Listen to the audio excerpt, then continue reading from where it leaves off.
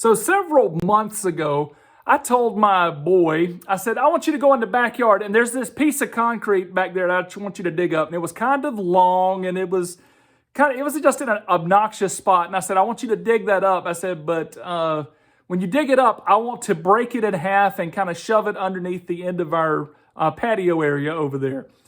And so I'm familiar with bricks and stone.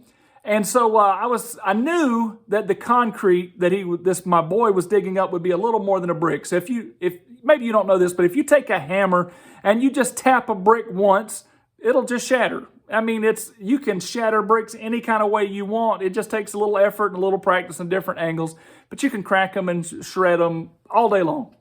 Now, if you want to break concrete open, concrete will crack, but it takes a lot more effort. And so I knew it was going to take a little more effort, so I tell my son, hey, you get out there and just crack that thing open with a hammer. It's going to take a few strokes, but go ahead.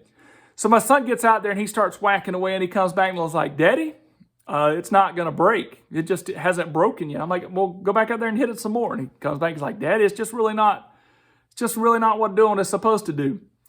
Well, to make a long story short, I don't know exactly what type of concrete this was, but every time he hit it, it did make a slight indentation into it, but it kind of turned it into powder. And so he hit it again, and it would make a little deeper section of powder, and then he'd have to hit it again.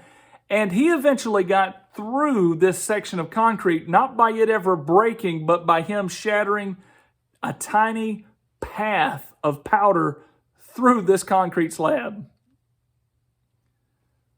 Witnessing is much the same way in certain circumstances. Sometimes you have a friend who you have shared the gospel message with, and they didn't crack the first time. And so you share the gospel message with them again, and they just kind of brush you off. Don't count them out.